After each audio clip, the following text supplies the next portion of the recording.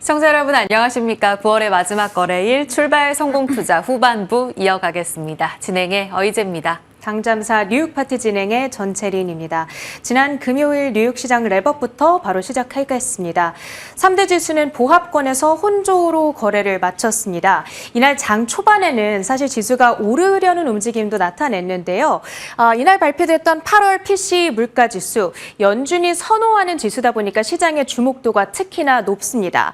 8월 PCE 물가가 YOY 기준으로 2.2% 오르는데 그쳤습니다. 3년 6개월 내 최저였고 기대에 대체적으로 부합하는 수준이었을 뿐만 아니라 연준이 그동안 아주 오랫동안 그토록 강조해왔던 2%라고 하는 이 타겟치에 정말 근접해가는 움직임이죠. 이제 조금 있으면 인플레이션은 더 이상 뉴스거리가 아닌 시대에 우리가 도달할지도 모르겠다. 이런 기대감을 자극하고 있습니다. 자, 그런데 결국에는 나스닥과 S&P 500 지수가 하락으로 거래를 마쳤던 이유, 엔비디아를 비롯한 반도체주들 그리고 일부 기술주들이 약세를 보였기 때문이었습니다. 약간의 숨고르기 양상, 전일 마이크론이 특히 호실적을 발표하면서 엄청난 급등세를 보여줬는데 약간의 차익 실현 물량이 이날 출회했던 것으로 보일 수가 있고요. 그리고 엔비디아 개별 이슈가 있었는데 중국 당국이 자국 기업들에게 엔비디아 칩을 사용하지 말아라라는 권고를 내린 것으로 전해지고 있습니다. 그동안 미국이 중국에 가했던 여러 가지 수출 제재들에 대해서 약간의 보복성 조치를 취한 것이 되겠고요. 주가는 2% 내림세를 그렸습니다. 테슬라의 경우에는 이번 주 인도량 발표가 예정되어 있습니다. 이번 주 투자자들이 가장 주목하는 이벤트 가운데 하나일 텐데요. 이를 앞두고 웨드부시가 분기 매출에 대해서 낙관적인 전망을 제시했습니다. 그러자 주가가 2.5% 상승하면서 260달러 선까지 탈환을 했습니다. 지난 7월에 경신했던 전고점 수준을 이제 거의 되찾는 움직임. 과연 이벤트 이후에 이 같은 상승세를 이어갈 수 있을지 주목을 해봐야겠고요. 그런가 하면 비만약 시장의 양대 산맥 노보노디스크와 일라이 릴리는 동반 내림세를 그렸습니다. JP모건이 위고비의 판매량이 둔화할 것이고 따라서 노보노디스크 오는 11월 6일에 이 실적 발표가 예정되어 있는데요. 이때 매출 미스가 날 수도 있겠다. 이런 전망을 내놨습니다. 좀 지켜볼 필요가 있겠습니다.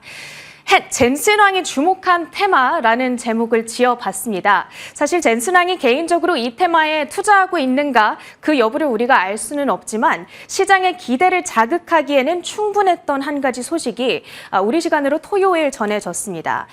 엔비디아의 젠슨 왕이 원자력 에너지, 늘어나는 데이터 센터 전력 수요를 해결하기에 좋은 선택지다. good option이다. 이런 표현을 블룸버그와의 인터뷰에서 사용을 했습니다. 지속 가능한 에너지원 여러 가지가 있겠지만 그중 정말 훌륭한 재원 가운데 하나다라고 지적을 했는데요. 원자력은 여러분도 잘 아시다시피 이산화탄소를 배출하지 않으면서도 효율성 측면에서 아주 우수한 효율성을 자랑합니다. 천연가스와 석탄 대비했을 때에는 2배 높은 이피션시를 자랑하고 태양광과 풍력 같은 신재생 에너지와 대비했을 때에는 서너 배에 달하는 효율을 자랑하곤 하죠. 이러한 기대감이 시장에서도 최근에 반영되고 있습니다. 방금 전에 캡처해왔던 S&P 500 지수 11개 업종의 3개월간의 추이가 되겠는데요. 1등 상승률을 기록하고 있는 것은 바로 이런 각종 원자력 기업들이 포함되어 있는 유틸리티 섹터가 되겠습니다. 무려 18.1%의 압도적인 상승률로 나머지 10개 업종들을 따돌리고 가는 모습을 확인할 수가 있겠죠. 그리고 그 상승을 주도했던 종목들을 여기 아래에 정리해 봤는데요. 비스트라 3개월 동안 37%의 급등, GE 버노바는 39% 가까운 폭등세로 진행이 됐습니다. 과연 앞으로 계속해서 이 같은 좋은 흐름을 이어갈 수 있을 것인가? 최근에 많이 올랐기 때문에 그 답을 우리가 확실하게 알기는 어렵겠지만 분명한 것은 데이터 센터의 숫자는 계속해서 계속해서 늘어나고 있고 거기에 전력을 충당하기 위한 수요는 앞으로 계속해서 늘어날 것이라는 사실이겠죠. 지속해서 주목해 보실 필요는 있어 보입니다. 이번 주 증시 일정까지 정리해 보겠습니다. 이번 주에는 딱 3대 빅 이벤트가 자리하고 있는데요. 첫 번째로는 화요일로 예정되어 있는 파월 의장의 연설이 되겠습니다. 경제협회에 참석해서 경제 전망을 주제로 연설을 할 예정인데요. 아마도 지난 FOMC 때와 비슷하게 이 침체 조짐은 보이지 않는다라는 얘기를 반복할 것으로 예상되고 있습니다. 하지만 최근 몇몇 연준 위원들을 중심으로 중립금리에 대한 문제가 거론되고 있는 만큼 이와 관련해서 어떤 발언을 내놓는가 주목을 해보셔야겠고요. 수요일에는 앞서 말씀드렸던 대로 테슬라의 3분기 인도량이 공개됩니다. 최근에 테슬라의 주가가 움직일 때 시세가 나왔던 종목들을 중심으로 2차 전지 관련주들 아래에 정리를 해봤습니다. 만약에 숫자가 잘 나온다면 시세가 나올 수도 있겠지만 최근에 이 이벤트에 대한 기대감으로 이미 주가가 많이 올랐던 만큼 만약에 실망스러운 숫자가 찍힌다면 약간의 쇼크 반응이 나올 수 있다는 점 주목을 해보셔야겠고요. 금요일에는 논팜 고용보고서가 발표됩니다. 미국의 노동시장에 대한 힌트를 얻어볼 수 있다는 점에서 꼭 챙겨보셔야겠습니다. 뉴욕 마무리하고요. 국내 전략 챙겨보시죠. 자, 지난 금요일장부터 정리를 해보겠습니다. 오늘 우리 시장에 대한 기대치가 아주 크지는 않지만 좀 선반영됐다는 측면에서는 그래도 좀 의연하게 담담하게 시장을 잘 전략을 짜봐야 될 것 같습니다. 금요일장이었는데요. 상승 출발하고서 현선물 외국인의 매수세로 출발했던, 그러니까 지속성을 확인하면서 출발했던 금요일 오전장 바로 하락으로 반전이 되면서 저점까지 밀려 내려가는 모습이 확인됐습니다. 특히 막판에는 더 낙폭을 더 키우는 움직임까지 확인이 됐는데요. 일단은 외국인이 거래소에서 현물 매수세는 지속성이 확인이 됐습니다. 지난주 그 전날이었었죠. 현선물 쪽으로 외국인의 매수가 2조 원 가까이 들어오면서 이제 드디어 대량 매수와 함께 변곡점을 확인해가는 구간이라는 기대감이 있었는데요. 이날까지도 현물 시장에서는 매수가 확인이 됐습니다. 선물은 그동안 잘 사들이다가 7거래일 만에 매도 전환한 부분은 다소 아쉽지만요. 하이닉스 중심으로 사들이는 모습이었었고요. 코스닥의 경우에는 외국인 매도였지만 그래도 개인 쪽에서 받아내는 움직임 확인이 됐습니다. 지수를 끌어내린 데에서는 일단 막판에 이 일본의 자민당 총재 선거 경계감이 뚜렷하게 작용했다라는 분석들이 많이 작용을 했습니다. 물론 일본은 정기장 기준으로 상승 움직임을 나타냈지만 우리 시장 쪽으로는 그 경계감이 더 뚜렷해지면서 막판 이후에 엔달러 환율이 급락하는 움직임이 확인되기도 했습니다. 이런 움직임 속에 살아남은 섹터들을 쭉 보시면 중국 모멘텀은 여전히 견고했습니다. 화학, 철강, 해운 이제 중국 쪽에서 경기가 살아나게 되면 소재, 산업재 단으로 크게 좋아질 거라는 전망이 우세한데요. 미국 시장 기준으로 봤을 때에도 소재, 산업재 ETF가 성과가 상당히 좋았던 것으로 확인이 되고 있습니다. 화학주 안에서는 롯데케미칼이 11%의 급등세를 나타내면서 이 무거운 주식이 두 자릿수의 상승을 나타냈고요. 이번 주 주간으로도 매우 좋았습니다. 현대제철, 철강주 안에서 2% 움직였고 페노션 같은 경우에도 4%의 상승 움직임을 띄었는데요. 중동 확전 분쟁과 관련해 운임지수의 상승, 물류주가 상승하기도 했는데 여기에 더해져서 BDI 운임지수와의 연결고리가 깊은 페노션도 중국 모멘텀에 영향을 받아가며 4%가량 올라갔습니다. 업황 회복 기대감 자리하면서 낙폭과대주의 반등 이어졌고요. 또 소비단 안에서도 중국의 경기가 살아나게 되면 이제 시클리컬 소재, 산업재 말고도 내수 쪽으로도 살아나게 된다면 화장품, 면세, 카지노, 여행, 엔터까지 상승 움직임 탈 수 있을 거라는 기대감이 형성되고 있습니다. 물론 엔터와 콘텐츠, 게임 이쪽으로는 한한령이라는 정부 규제 완화라는 큰 틀이 남아있기는 하지만요.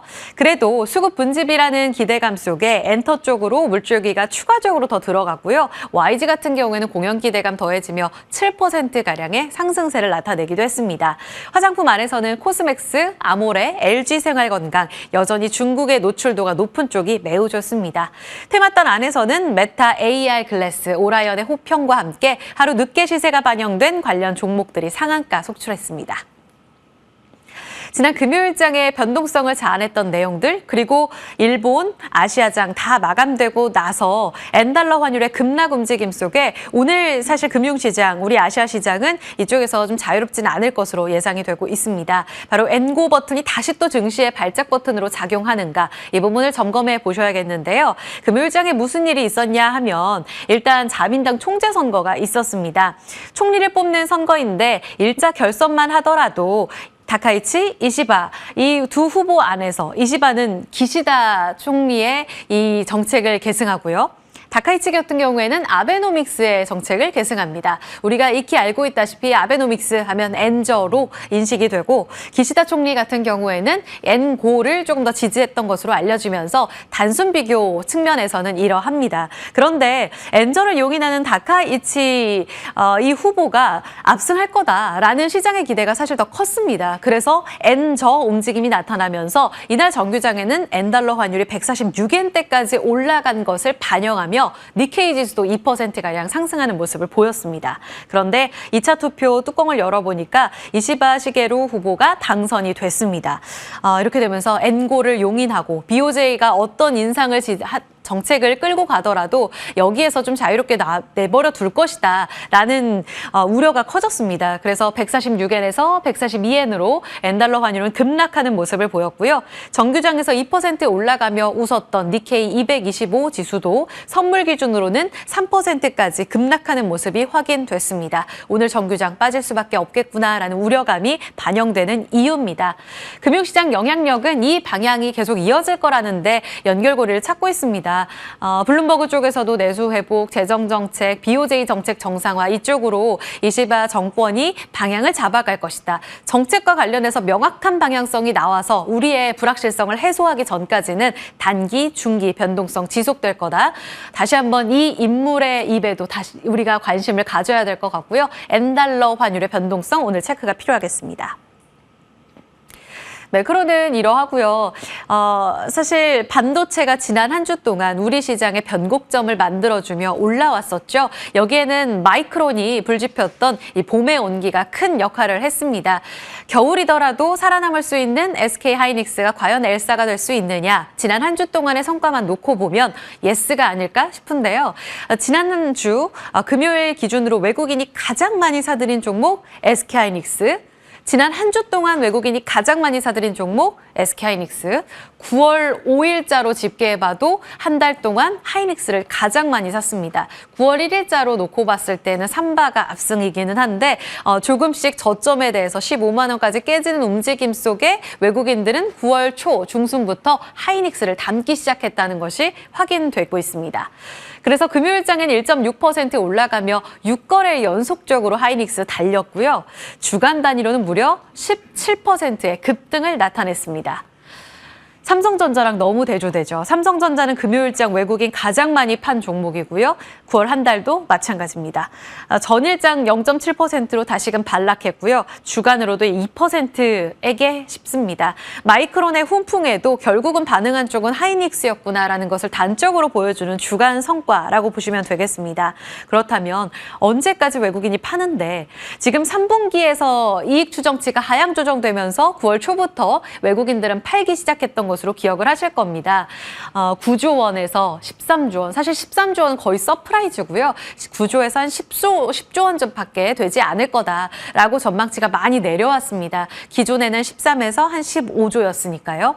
이 부분을 반영하면서 증권가에서도 TP를 일제히 다 낮춰 잡았는데 모건스탠리 기준으로는 거의 7만 6천 원입니다. 지금 6만 원대에서 헤매고 있으니까 지금 이보다도 못한 성과를 내고 있죠. 지금은 과매도권에서 PBR 1배 미만 수준이기 때문에 상당히 매력적이라는 데에는 많은 증권가 애널리스트들이 다 공감대를 갖고 있습니다. 그런데 그 변곡점은 과연 언제 만들어내느냐. 이 부분은 HBM 퀄 승인, 그리고 이번 10월에 발표될 10월 8일 예상입니다. 그리고 10월 말일 실적 발표, 이 두 가지로 꼽히고 있습니다. 계속 그때까지는 하이닉스의 독주가 계속되는가? 잠시 후 Q&A에서 살펴볼게요.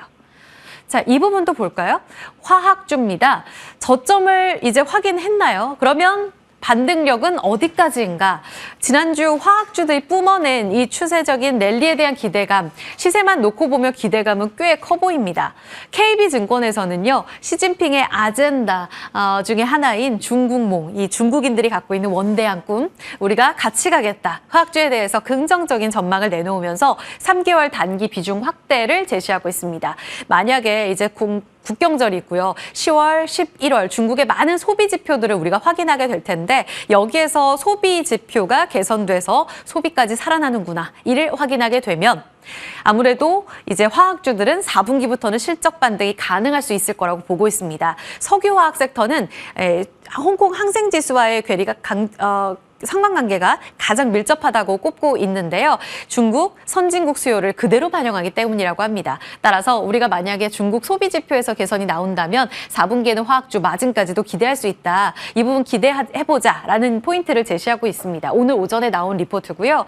다만 지난주 금요일에 리포트가 나온 내용에 따르면 키움증권은 다소 좀 보수적입니다. 전체 사이클을 변동시킬 만한 파급력은 이번 정책은 아니야 라고 이야기를 하면서 비중 축소, 언더웨이트를 유지하고 있습니다. 2025년에 이제 미국, 북미 GDP 추가 성장에 따른 화학 수요 추가 발생분이 겨우 1% 미만이라고 합니다. 그래서 화학 업종 섹터를 이끌 만한 수치가 나온 건 아니라고 보고 있고요. 그래서 키움증권은 2027년까지 화학주는 약세 기조를 유지합니다. 자, 화학주들의 성과입니다. 지난 주간 단위로 봤을 때 어마어마하죠. 26%, 롯데케미칼이요. 송원산업은 30%까지 올랐습니다. 그런데 지금 빠져있는 구간을 보면 적게는 50%에서 77%까지 반토마크 이상으로 조정을 받은 구간입니다. 업황이 아니라면 센티로는 더 끌어올리기는 어려운 구간인데 그러면 지금부터는 어디까지를 봐야 될지가 매우 중요하겠습니다. 역시 Q&A에서 다뤄볼게요. 뷰티도 화학 섹터에 담겨 있는데요. 화장품주, 화학 섹터가 지금 업종 지수로 매우 퍼포먼스가 좋은 이유 중 하나이기도 합니다. 뷰티는 계속해서 10월에도 포트폴리오의 필수품인가 이 부분 간략하게 볼 텐데요. 어느 쪽을 공략해야 될지가 매우 중요합니다. 북미 모멘텀은 작년부터 화장품주를 이끌어왔던 포인트인데 이번에도 수출 지표가 좋을지 눈여겨봐야 되겠고 이를 반영해 3분기에도 화장품주의 실적 컨셉은 나쁘지 않습니다. 두 번째로는 중국의 회복인데 추가 소비가 개선되게 되면 이제 국경절 연휴 동안에 많은 곳을 여행할 거고 방한객들도 매우 많을 것으로 예상되고 있는데요. 여기에서 인바운드 수요로 화장품주가 또 살아나게 되면 수출 지표 그 이상으로 성과도 매우 좋을 거라는 전망입니다. 두 가지를 화장품주 봐야 될 포인트로 제시했습니다. 그런데 하나 눈여겨봐야 될 포인트는 지금 중국 쪽에 익스포저가 큰 코스맥스가 빨간색 차트인데요. 바닥권으로 내려가면서 아모레퍼시픽, LG생건, 코스맥스는 계속 바닥권을 기었습니다. 그런데 지금 9월 단위로 봤을 때 주간으로 고개를 들기 시작하고 있고요. 반면 북미 익스포저가 큰 종목들이 고점에서 살짝 꺾이기 시작합니다. 실리콘2, 코스메카 코리아, 잉글우드랩, CNC 인터내셔널 이들 종목인데요. 여기서 키를 맞춰가면서 주가가 수렴하는가 여부가 앞으로 매우 중요할 겁니다. 그러면 우리의 방향성이 어느 쪽을 공략해야 될지도 나오겠죠. 이 부분은 개장 중계에서 다뤄보겠습니다. 산업 뉴스는 간략하게 보겠습니다. 앞서 2차 전지 이번 주에 중요합니다라고 체린 앵커가 전해드렸는데요. 테슬라의 인도량 기대감이 매우 높습니다. 주말 사이 들려온 CATL 중국 공장 화재까지 반사이익 받을 수 있을까요? 마지막으로 TA항공 4번 뉴스로 체크해드리고 있는데요. 경영권 분쟁 소식, 대명 소노 시즌에서 주가를 사들이게 되면서 보통주 사들이게 되면서 경영권 분쟁, 불씨를 일으킬 가능성이 매우 높아졌고요. 국적사 최초로 지금 국제선으로도 굉장히 공격적으로 항공 노선을 늘리고 있는 티웨이 항공인데 금요일 장 마감하고 나서 국적사 최초 신형 항공기를 또 도입했다라는 내용까지 전해지면서 시간의 거래에서 거의 상한가까지 가는 모습이었습니다. 두 가지 재료 어떻게 반영될지 특징주에서 움직임 체크해 봐야겠습니다. 당장사 브리핑 내용 이렇게 살펴봤고요. 이 내용을 녹여내서 Q&A로 가보도록 하죠. 차영주 MTN 전문위원 함께합니다. 안녕하세요. 안녕하십니까. 9월 말일인데 이번 주 또 첫날입니다. 재료들이 많이 맞물려 있어요. 먼저 첫 번째로 반도체 쪽 점검하겠습니다. 차 의원님은 매번 이제 하이닉스와 삼성전자는 이제 갈 길이 다르다라는 이야기를 하면서 하이닉스로는 꾸준히 롱을 외쳐주셨거든요. 지난 한 주 동안의 성과만 놓고 보면 압승입니다. 이 기조 계속될까요? 예, 일단 오늘 일부 증권사에서 나온 리포트 제목을 보게 된다라면 삼성전자는 조금 여전히, 그러니까 AI는 긍정, 그다음에 반도체는 조금 좀 지켜보자 이런 거죠. AI를 긍정으로 본다라는 것은 여전히 SK 하이닉스를 긍정적으로 봐야 된다라는 거죠. 제가 그동안 MTN에서 계속해서 뭐 나름대로 뚝심 있게 SK 하이닉스를 밀고 왔었던 이유가 바로 인공지능이지 SK 하이닉스를 좋아하고 삼성전자를 미워해서 그런 건 아니었었죠. 안타깝게도 삼성전자가 새로운 모멘텀이 없다라는 것이 조금 조심스럽습니다. 근데 다행인지 모르겠습니다만 모건 스탠리에서 또 다른 보고서가 나왔습니다. 혹시 확인하셨는지 모르겠습니다만 지난번 9월 15일 날 나온 보고서는 아시아 태평양 지역 애널리스트가 썼고요. 미국 본사에서 나온 리포트가 주말에 나온 걸 보게 된다면 반도체가 그렇게까지 나쁘진 않을 것 같다. 이런 얘기가 좀 나왔습니다. 자, 어찌됐든 삼성전자 바닥 확인하는 과정 조금 나오는 것 같죠? 일단 삼성전자 꿈틀꿈틀 되고 있고 하이닉스는 일단 갭으로 떴기 때문에 거기에 대한 조정이 좀 나올 것으로 보여지긴 합니다만 일단 삼성전자는 일단 바닥 확인, 하이닉스는 추세에 대한 꾸준한 믿음 이렇게 좀 정리를 해야 되지 않을까 싶습니다. 좋습니다. 화학주로 넘어가 볼까요? 지난 주간 단위로 성과 매우 좋았습니다. 압도적 상승, 그 배경엔 중국이 있었는데 증권가에서는 엇갈려요. 차 의원님 어느 쪽에 한 표 주시겠습니까? 저는 화학은 조금 별로 그렇게 쉽진 않다. 이렇게 조금 정리를 그렇게 하겠습니다. 왜 그러냐면 일단 중국이 경기 부양에 나선다라는 것은 매우 중요한 포인트 중에 하나입니다. 특히 우리가 과거 같은 경우 중국이 이제 그 담당자들이 그런 것들을 발표를 했는데 이번에 공산당의 그 중요한 인물들이 다 배석을 했고 시진핑 주석이 이제 그 지시했다 이런 얘기가 나오는 거죠. 자, 여러분들 사회생활하면 보통 이제 담당 실국장들이 얘기하는 거랑 임원이 얘기하는 거랑 대표이사가 얘기하는 거랑 경중은 어떻게 되는 거죠? 대표이사가 나서시면 그건 결국 법이 된다라는 거죠. 그렇기 때문에 과거와 다르게 중국은 꾸준히 그동안에 그 경기 부양책을 펼쳐왔죠. 그럴 때 반락이 있긴 했습니다만 이렇게 강한 슈팅이 나온다는 것은 결국 대표이사가 얘기한 거 아니겠습니까? 그렇기 때문에 중국 증시가 강하게 슈팅을 했다는 거죠. 다행스럽게도 여기에 힘입어서 우리나라 소비 관련주들, 대중국 관련주들이 오르긴 했습니다만 생각을 한번 해보십시오. 자, 이제부터 금리를 인하하고 경기 부양을 하는데 당장 석유화학이 팔리겠습니까? 그렇게 하려면 기업들이 계획을 세우고 하려면 최소한 몇 개월이 걸린다는 거죠. 온도가 전해지는 속도가 필요하다는 거죠. 그다음에 두 번째로 보게 된다면 석유화학은 이미 중국은 과잉 생산이 돼서 그 생산을 줄인 거죠. 중국이 생산을 줄여서 우리가 반사이익을 본다라고 얘기가 나왔을 때 과거에 제가 MT에서 얘기를 했습니다. 아니 중국이 남아도서 줄이는데 우리나라 제품을 왜 쓰겠냐라는 것들이죠. 안타깝게도 그것을 살리기 위해서 중국이 지금 현재 경기 부양을 하는 것이기 때문에 우리가 이제 여기 그 반사이익을 보게 된다. 반사이익을 좀 보긴 봐야 되겠죠. 하지만 그걸 기대감으로 들어가긴 좀 어렵다. 근데 왜 올랐느냐? 지금 현재 우리가 시장에서 한 가지 축을 보게 된다라면 바닥권에 있는 것들이 다 올라오게 된 계기가 공매도 환매였습니다. 심지어 네카오까지. 하지만 화학주는 워낙 안 좋기 때문에 그동안 공매도 환매가 안 들어왔었던 거의 유일무이한 섹터였었죠. 그런 것들이 지금 들어왔다라는 것이죠. 따라서 저는 이제 지난주에 발빠르게 나왔던 리포트들 앞서 이제 그 어이즈 앵커가 이제 소개를 했습니다만 지난주 나온 리포트가 더 정확하다라고 봐요. 빠르게 나오긴 했습니다만 네. 이게 변동성에 대한 부분들은 줄 수 있습니다만 추세를 전환하기는 어렵다. 자, 여러분들도 아셔야 되는 건 변동성 매매를 할 것이냐 추세 매매를 할 거냐는 거죠. 추세가 변했다라고 한다면 지금부터 모아가야죠. 변동성 매매를 해야 된다라면 치고 빠지기식을 해야 되겠죠. 거기에 적절한 답이 바로 앵커가 소개한 KB증권이라고 봐야죠. 3개월 모멘텀이라고 말씀했잖아요. 단기로만. 그러니까 결국 애널리스트도 3개월 동안만 치고받아라 이런 어떤 행간의 뜻을 여러분들 저는 그렇게 읽었습니다. 그렇게 여러분들이 보시면 되지 않을까 싶고요. 석유화학 같은 경우보다 차라리 저는 이 부분과 관련돼서는 화장품이 좀 단계 트레이드. 물론 화장품도 우리가 하기는 어려워요. 왜냐하면 거처라는 중국 사람들 보면 애국소비라는 단어가 있거든요. 따라서 자국 브랜드. 예, 그러니까 중국 사람들은 이미 품질이 좋아졌기 때문에 젊은 2030 세대들이 거처 운동이 굉장히 심하거든요. 중국은 또 자기네들이 세계에서 가장 잘났다라고 생각하는 사람들이기 때문에 이걸 대세를 거스르기는 어려워요. 그런데 약간의 기대감은 있겠죠. 근데 화학주하고 여러분들 지난주 빠졌던 제약바이오하고 조선주를 같이 보셔야 됩니다. 왜 그러냐면 롱숏 펀드 입장에서 본다라면 바닥권에 있는 것들이 들어오게 된다라면 주도주 매도가 나온다라는 거죠. 과거 우리가 2차전지 올라갈 때 뭐가 흔들렸죠? 반도체가 흔들렸죠. 주도주와 비주도주의 현상이죠. 따라서 지난주 금요일에 여러분들 제약바이오와 조선주가 흔들린 거에 대해서 몹시 당황하셨을 텐데 단지 화학주는 올라오는 거죠. 롱숏 펀드의 영향이었기 때문에 이 또한 제약바이오와 조선주 이따 말씀드리긴 하겠습니다만 이것도 잠시의 변동성이지 이제부터 끝났다, 대세 하락의 시작이다 이렇게 보기에는 서로 매치가 된다 이렇게 말씀드리도록 하겠습니다. 잠깐의 단기 수급 이동이었군요. 그 화장품주가 좋다고 하셨는데 그 안에서는 북미 익스포저 큰 쪽이에요? 아니면 중국 이제 회복될 쪽이에요? 코스맥스와 코스메카 코리아. 저는 중국보다는 여전히 미국 쪽을 봐야 되겠죠. 여러분들 왜요? 실적 여기 때문에요? 지금 뭐 어앵커도 여성분이지만 갑자기 A 화장품 쓰다가 마음이 바뀌었다고 B 화장품을 바꾸나요? 그냥 여전히 A를 쓰는 거죠. 이게 화장품이 갖고 있는 재화의 특성이죠. 여성분들은 웬만해서 화장품 안 바꿉니다. 이미 한국 화장품 쓰다 중국 화장품 바꿨는데 네. 다시 한국 화장품 쓸까요? 그거는 조금 우리가 지켜봐야 될 것 같습니다. 브랜드를 바꾸지 않는 이런 여성들의 충성심으로 북미 쪽에 한 표 던져주셨어요.